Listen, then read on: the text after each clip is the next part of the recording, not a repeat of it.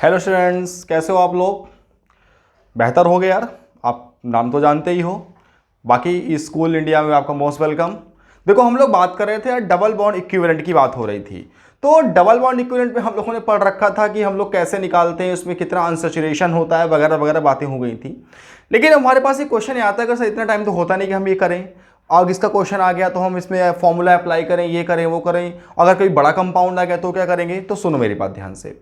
तो हम क्या करें, अगर हमारे पास कोई बड़ा कंपाउंड आता है, इसमें रिंग भी प्रेजेंट है, वगैरह वगैरह सब चीजें प्रेजेंट है, डबल बॉन्ड भी है, ग्रुप भी है, तो इसका एक फॉर्मूला होता है, double bond equivalent is equal to, या डी इज इक्वल टू होता है number of rings plus number of pi bond number of rings plus number of pi bond. तो ड्यू निकालने का एक हमने आपको ट्रिक बता दी सीधे। आप कितना भी टफ से टफ क्वेश्चन क्यों ना हो, आप क्या कर सकोगे, उसमें आराम से आप निकाल सकोगे। बस क्या करना होगा, उसमें कितने रिंग्स हैं और उसमें कितने पाई बॉन्ड हैं, दोनों को कैलकुलेट कर लो और आपका क्या आ जाएगा, डबल बॉन्ड इक्विवेलेंट या ड्यू आ जाएगा। ठीक है बेटा, देखो एग्जाम्पल से हम लोग इसको क्लियरफाई करेंगे। देखो एग्जाम्पल क्या है, जैसे मान लिया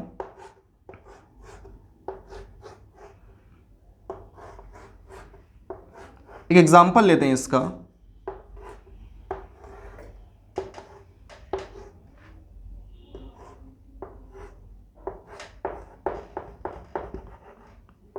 COCl, ठीक है, C डबल बॉन्ड ONH2,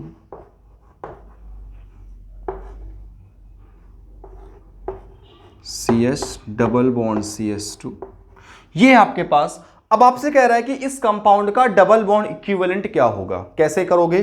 तो मैंने आपको जो तरीका बताया कि number of rings plus number of pi bond. सबसे पहले आप नंबर ऑफ रिंग्स कैलकुलेट करो, कितनी है, 1 2 3, 3 आपकी रिंग्स हैं, प्लस पाई बॉन्ड कितने हैं, 1 2 3 4 5 6 7, 2 पाई है 7 8 और 9, कितने 9। इसका ड्यू कितना आएगा, 12 आ जाएगा। इसका ड्यू कितना आएगा बेटा, इसका ड्यू 12 आ जाएगा। आप देखो, आप कितना भी टफ से टफ क्वेश्चन क्यों ना आ जाए ड्यू का, लेकिन अगर आपको पता है कि फॉर्मूला क्या होता है, number of rings plus number of pi bond होता है, तो आप क्या करो, सबसे पहले आप रिंग कैलकुलेट करो, उसमें फिर पाई बॉन्ड कैलकुलेट कर लो। और अगर आप ये कैलकुलेट करने के बाद क्या करते हैं, इसका आंसर कितना आएगा, जो आप ऐड कर दोगे तो आंसर जो आएगा वो क्या होगा, इसका डिग्री ऑफ अनसैचुरेशन या डबल बॉन्ड इक्विवेलेंट हो जाएगा। ठीक है, एग्जाम्पल दूसरा देखते हैं हम लोग इसका।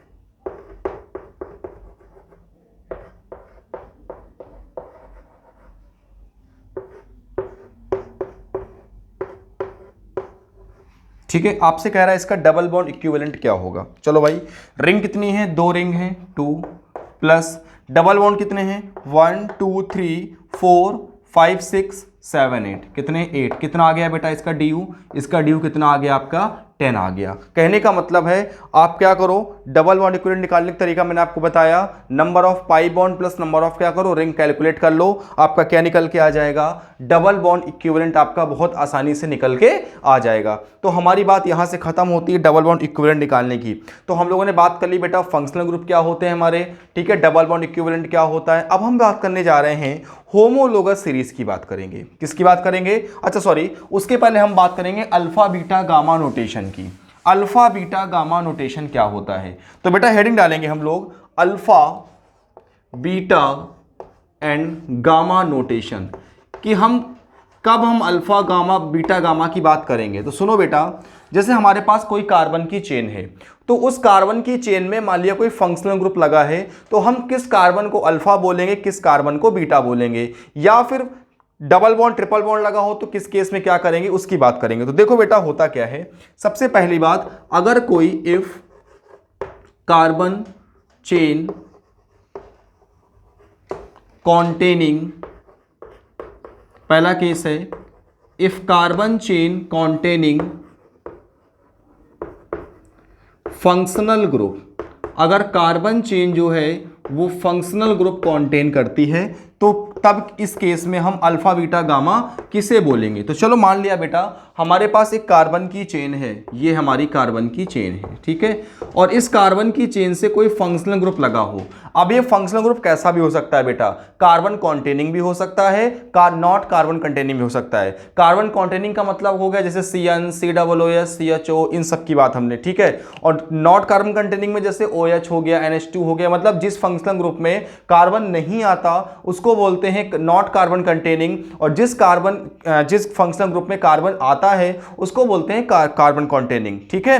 तो देखो बेटा होता क्या है, जिस कार्बन से, मेरी बात सुनना, जिस कार्बन एटम से डायरेक्टली फंक्शनल ग्रुप लगा होता है उसे बोलते हैं अल्फा कार्बन, उससे एडजेसेंट कार्बन को बोलते हैं बीटा कार्बन, उससे एडजेसेंट कार्बन को बोलते हैं गामा कार्बन, और उससे एडजेसेंट कार्बन को बोलते हैं डेल्टा कार्बन, ठीक है।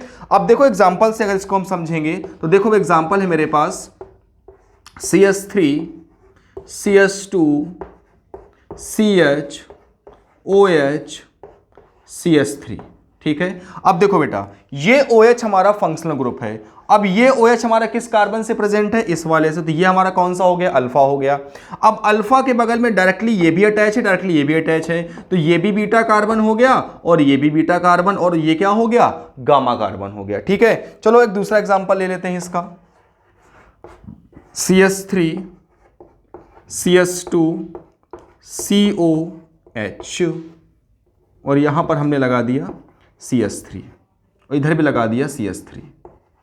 चलो देखो बेटा, अब देखो ये हमारा क्या है, CO हमारा क्या है, ये हमारा बेटा फंक्शनल ग्रुप है। तो इससे जो डायरेक्टली अटैच कार्बन है क्या है, ये दोनों हैं, तो ये दोनों क्या हो गए हमारे, अल्फा कार्बन हो गए। ये वाला कार्बन कौन सा हो गया, बीटा कार्बन, ये भी डायरेक्टली बॉन्डेड, ये भी डायरेक्टली बॉन्डेड है, तो दोनों कार्बन क्या हो गए, ये हमारे दोनों कार्बन बीटा कार्बन हो गए, ठीक है बेटा। तो आपने अल्फा बीटा गामा इसमें समझ लिया।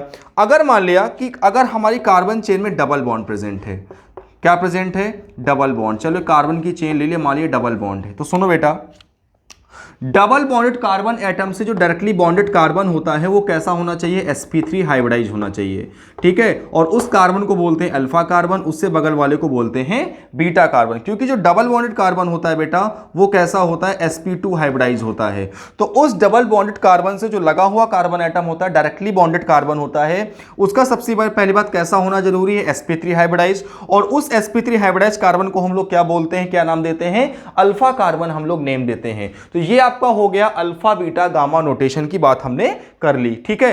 अब हम आगे बात करने जा रहे हैं होमोलोगस सीरीज की बात करेंगे बेटा, किसकी बात करेंगे, अब हम लोग जो बात करेंगे वो करेंगे होमोलोगस सीरीज क्या होती है। देखो जरा ध्यान से समझो,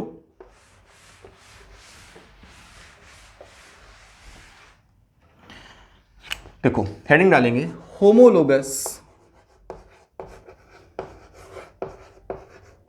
सीरीज। होमोलोगस सीरीज मैं आपको सिंपल वर्ड में समझाता हूं।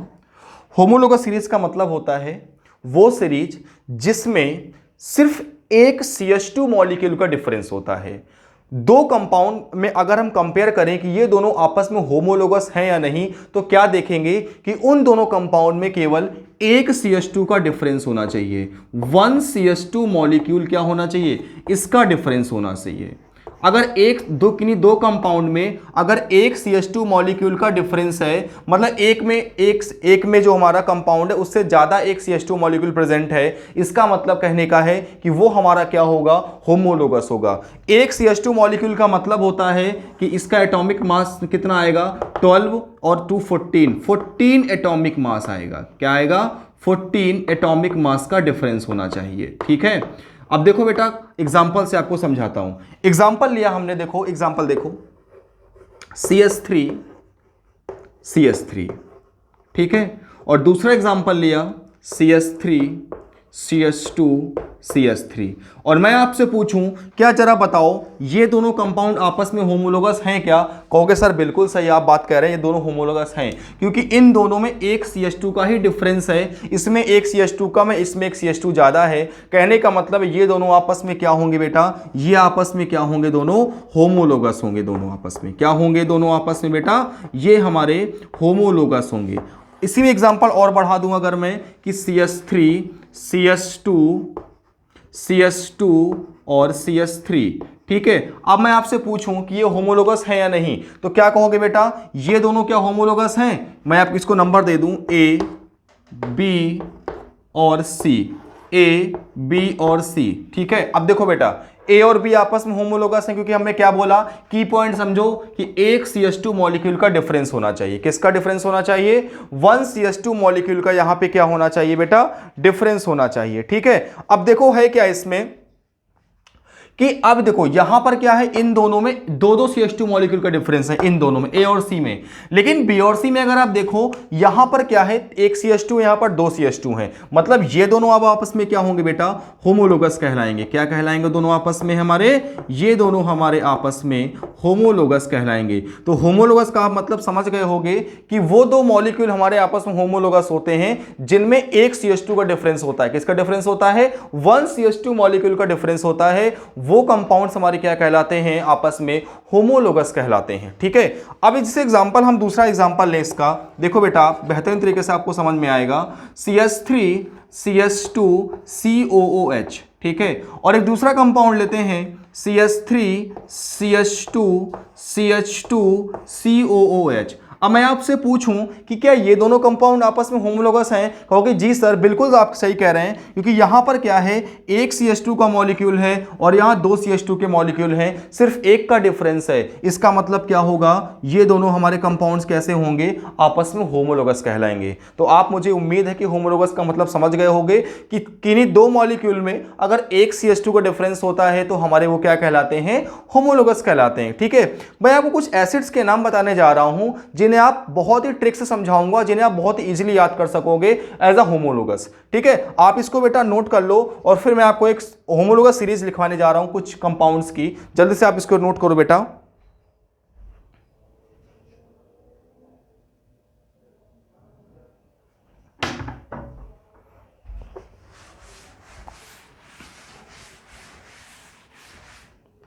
देखो कैसे याद रखोगे, OMSGAP,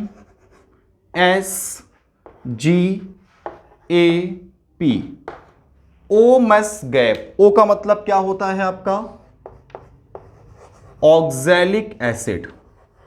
क्या मतलब होता है, ऑक्सैलिक एसिड। क्या होता है इसका chemical formula, COOH single bond